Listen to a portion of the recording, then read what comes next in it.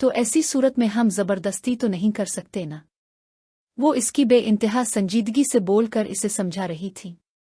वो मुझे यकीन है ऐसा कुछ नहीं होगा। आप आज शादी में जाएं तो नाज़ली आंटी से सारी मालूमात कर लीजिएगा। वो बहुत पुरयकीन था और आने वाले दिनों में इसका यकीन दुरुस्त साबित हुआ था। नाज़ली आंटी के जरिए रताबा के घर रिश्ता भेजने से लेकर उसका और रताबा का रिश्ता तय होने तक के सारे मराहिल बहुत तेज़ी और आसानी के साथ तय पाए थे। रताबा के घर वालों को जहेज वगैरह के किसी भी झंझट में न पड़ने की हिदायत देते ममा ने बरा रास्त शादी की तारीख तय करवाई थी। खुद अदन भी ऐसा ही चाहता था। रताबा इसकी पहली नज़र की मोहब्बत थी जिसे पाने की नवीद ने इसके दिल को खुशी से सरशार कर दिया था। इसकी ख्वाहिश थी कि वो रताबा के साथ खुशी के इस एहसास को शेयर करे, लेकिन रतिलबा के घर का माहौल इस बात की इजाज़त नहीं देता था। चुनांचे अदन बुखारी के पास मिलन रुत के इंतज़ार के सवा दूसरा कोई चारा नहीं था। गुज़नफर बेटा, मेरी बात तो सुन। अम्मा उसके पीछे पीछे इसके कमरे में आई थी। क्या सुनो अम्मा, क्या सुनूं? मेरी जिंदगी भर की खुशी, मेरे दिल की वाहिद ख्वाहिश अपने पूरी नहीं की और अब चाहती हैं कि मैं बगैर कोई एहतिजाज किए खामोशी से खुद को लुटता देखता रहूं। बेबसी से कहते हुए इसने अपनी मुट्ठियां भींच लें। ऐसी बात नहीं है बेटा। तेरा खत मिलते ही मैं गनी भाई और भाभी के पास तेरे लिए रताबा का रिश्ता लेने गई थी, लेकिन उन्होंने कोई जवाब ही नहीं दिया और फिर अचानक ही रताबा का रिश्ता तय होने की खबर सुना दी। लड़का करोड़ों की जायदाद का इकलौता वारिस है। इसके सामने तेरे रिश्ते की बेला हैसियत ही किया थी। मैं एहतिजाज करती भी तो कैसे तुझे इसलिए कुछ ना बताया कि इतनी दूर अपनों से अलग ये खबर मुझे दुखी ना कर दे। मुझे क्या मालूम था कि तो ऐन शादी के दिनों में यहाँ आ जाएगा और मैं नसीबों जली तेरे आने की खुशी भी ढंग से ना मिना पाऊंगी। अम्मा की आंखों से आंसू जारी हो गए थे, लेकिन खुद उसके अपने दिल पर लगने वाली चोट इतनी गहरी थी कि फी हाल खुद इससे अपना आप में संभल रहा था। अब जाएं अम्मा, मैं थोड़ी देर आराम करना चाहता हूँ, थके थके लहजे में कहते हुए रुख बदलकर उसने आंखें मूंद ले। अम्मा कुछ देर खड़ी इसे देखती रहे, मगर जब वो उनकी तरफ मुतवज्जे नहीं हुआ तो मजबूरन बाहर निकल गई। गुज़नफर ने उनके बाहर निकलते ही कमरे का दरवाज़ा लॉक किया और वापस बेड पर आ गया। बड़ी देर से खुद पर किए ज़ब्त के बंधन टूटने लगे थे। अब से 5 साल पहले जब वो हाथ में BSc की डिग्री और आंखों में बहुत से ख्वाब लिए दुबई सुधारा था, तो रताबा की आंखों से बहते आंसू ने इसे यकीन दिलाया था कि वो इसका इंतज़ार करेगी। आंसूम से लिखा वो अहद रताबा ने कैसे भुलाया। प्यार की जंजीर से बंधा रिश्ता दौलत की ज़र्ब से क्यों कर टूटा। गुज़नफर अली का दिल समझने से कासिर था। वो तो समझा था मंजिल करीब आ गई, यूं 2 हाथ के फासले पर आकर वो महरूम रह जाएगा, ये खबर थी। समरा बता रही है भाई आए हैं। कहाँ हैं वो? मुझे उनसे मिलना है। बाहर से एहसन की परजोश आवाज सुनाई दे रही थी। विशश, शोर मत करो, भाई थका हुआ आया है, आराम कर रहा है, बाद में मिल लेना। अम्मा की एहसन को तंबीह करती निस्बतन हल्की आवाज सुनाई दी। आराम कैसा आराम? वो तो इस नर्म गर्म बिस्तर पर लेटा भी गोया कांटों पर लूट रहा था। दिल में उठते शोर ने असाब झुंझुना कर रख दिए थे। रही सही कसर खिली खिड़की से अंदर आते शादी बया के गानों की आवाजों ने पूरी कर दी थी। गुज़नफर ने झुंझलाकर जोर से खिड़की बंद की। अंदर आती आवाजों का जोर टूट गया, लेकिन दिल को चैन कहाँ था। असल हंगामा और चीखो पुकार तो खुद उसके अंदर से सर उठा रहे थे। लाचार होकर उसने अपना सूटकेस खोला।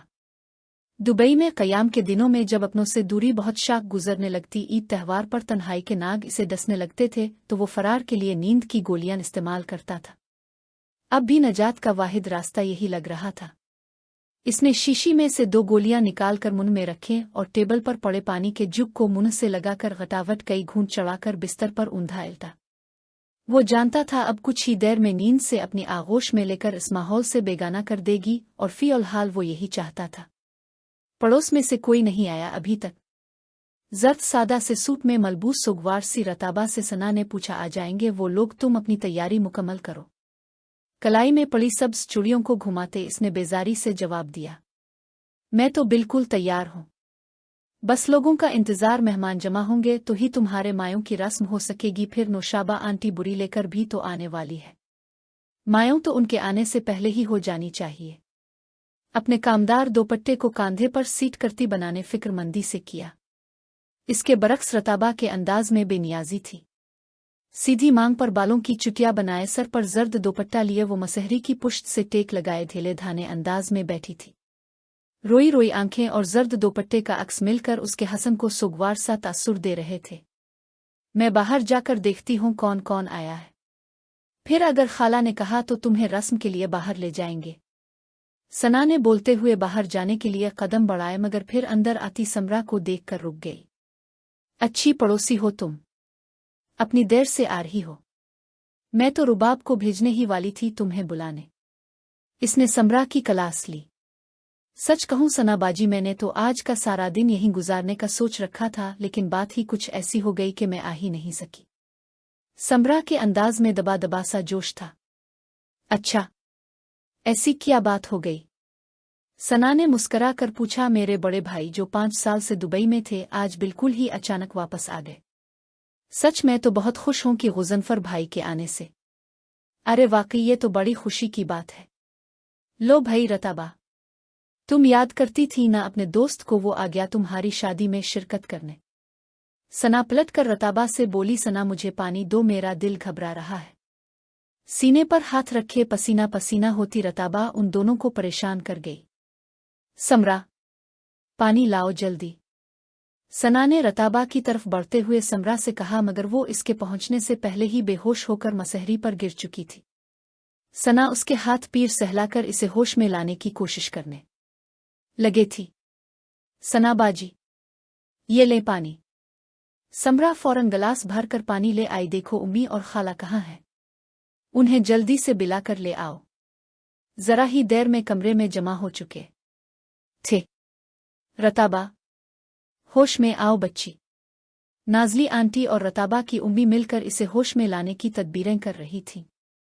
चेहरे पर पानी के छींटे डालने के साथ साथ वो इसका चेहरा भी थपथपा रही थी, लेकिन इसके होश में आने के कोई आसार नहीं थे। बाजी, इसे अस्पताल ले चलते हैं, नाजली ने ये सूरत हाल देखकर बड़ी बहन से कहा। आना फाना खबर मर्दों तक पहुंचाई गई।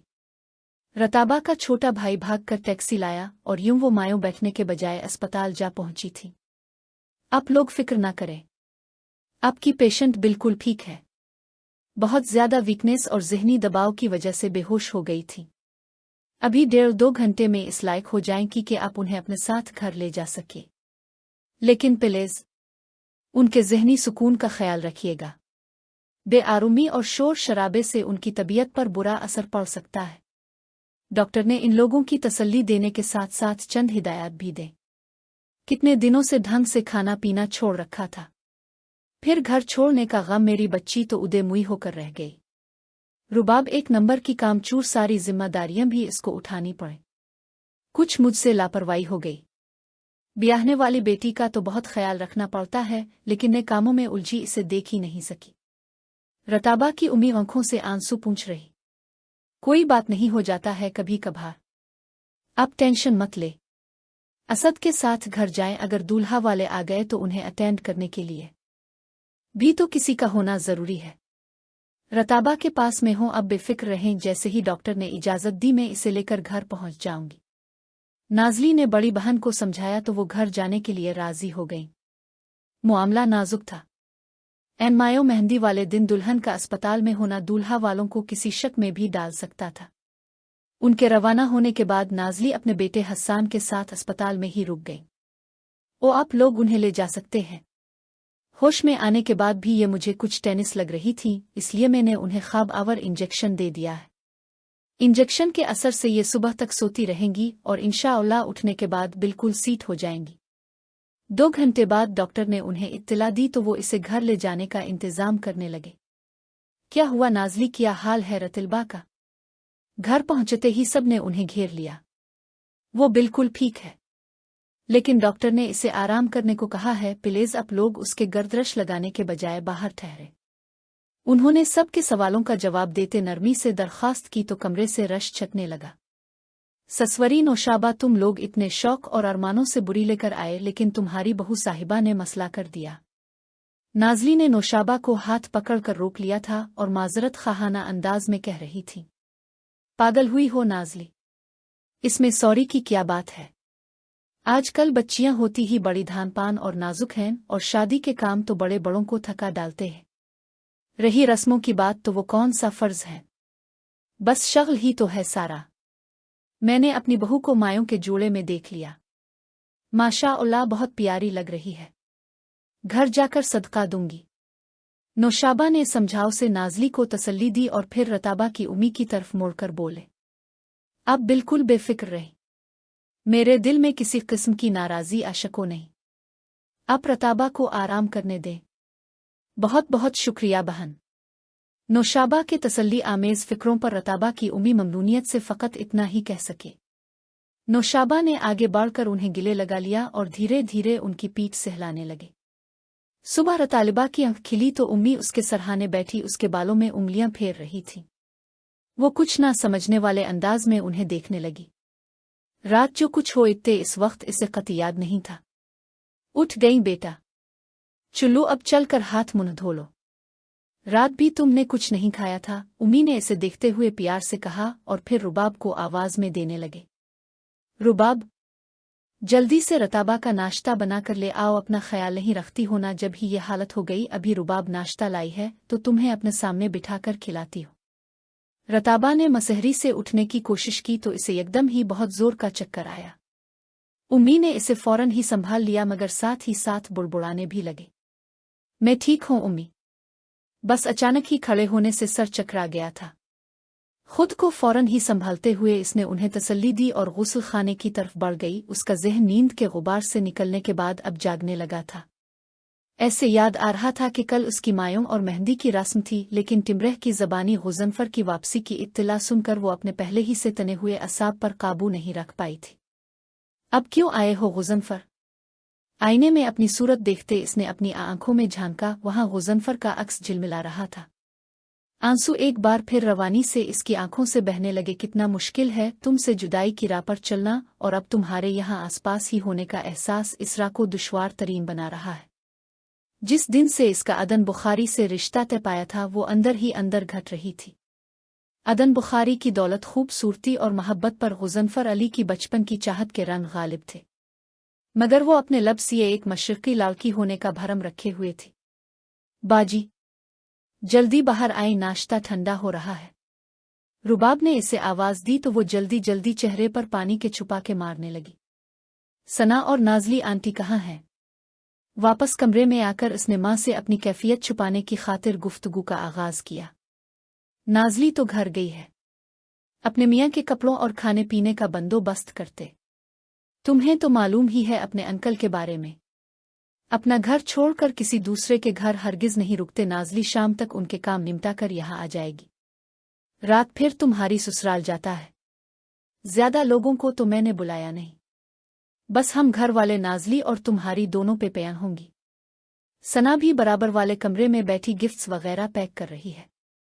میں نے اس سے کہا کہ ابھی نمٹو دے یہ سارے کام، دوپہر کے بعد تو کوئی نہ کوئی آئے ہی جائے گا، پھر بھیڑ بھاڑ میں کام کرنا مشکل ہو جاتا ہے۔ امی نے تفصیل سے اس کے سوال کا جواب دیا تو وہ سر ہلاتے ہوئے سامنے پڑی ناشتے کی ٹرے میں سے چائے کا کپ اٹھانے لگی۔ خالی پیٹ چائے میدے میں انڈیلنے کی کوئی ضرورت نہیں، پہلے کچھ کھاؤ پھر پینا۔ امی نے فوراً ہی اسے ٹوک دل نہیں چاہ رہا امی، اس نے انکار کیا۔ دل کا کیا ہے، وہ تو بہت سی باتوں کو نہیں چاہتا، اگر انسان دل کے کہنے پر چلنے لگے تو ہو گئے دنیا کے سارے۔ انہوں نے اسے ڈپلا اور بوائل انڈا اٹھا کرنے لگے۔ کھانا پینا جسم کی ضرورت ہے، یہ معدل کون ہوتا ہے ضروری کاموں کو روکنے والا؟ اور پھر ہم کون سا تمہیں پورا کے کھلا رہے ہیں، ہلکا پھلکا ناشتہ ہے۔ انڈا ڈیل روٹی حلق سے اتارنا کوئی ایسی مشکل بات بھی نہیں۔ وہ خفا خفا ہی اسے کیا سمجھانا چاہ رہی تھی رتابہ جان سکتی تھی۔ سو چپ چاپ ان کے ہاتھ سے انڈا لے کر آہستہ آہستہ کھانے لگی۔ یہ ایک پیس ڈبل روٹی کا بھی کھا لو، دوپہر میں تمہاری پسند کے دال چاول بناؤں کی، تب تک ان چیزوں سے گزارا کرو۔ امی مسلسل اس کے کھانے پینے کی فکر میں مبتلا تھی۔ مت رکھے میری پسند کا خیال، کچھ نہیں چاہیے مجھے، کوئی خواہش نہیں میری۔ وہ یکدم ہی اپنا ضبط کھو کر رونے لگی۔ تھی بری بات ہے بیٹا، ایسا نہیں کرتے، میں ماں ہوں تمہاری، تم سے زیادہ تمہارا برا بھلا سوچ سکتی ہوں۔ اگر تمہارا اول دکھا ہے تو خوش میں بھی نہیں، لیکن اپنے اختیار سے بڑھ کر تو تمہارے لیے کچھ نہیں کر سکتی۔ حالات سے تم بھی اچھی طرح واقف ہو۔ جو کچھ ہوا اس میں میرا تمہارے ابو کا کوئی دوش نہیں۔ تمہارے دل کی خواہش پوری ہو سکتی تو ہم کبھی رکاوٹ نہ بنتے، لیکن جیسے حالات تھے اس میں ہم نے عدن کا رشتہ قبول کر کے تمہارے لیے اچھا ہی سوچا۔ لوگ تمہاری قسمت پر ناز کر رہے ہیں۔ اتنے اونچے خاندان کا پڑھا لکھا لڑکا ہے وہ۔ اس کی ماں کتنی چاہت اور عزت سے تمہارا رشتہ لائی تھی۔ کل بھی اپنی بری آئی ہے تمہاری کہ ہم نے اپنے جانے والوں میں کسی کی نہیں دیکھی۔ ایک سے بڑھ کر ایک قیمتی ساز و سامان ہے، دیکھو گی تو دیکھتی رہ جاؤ گی۔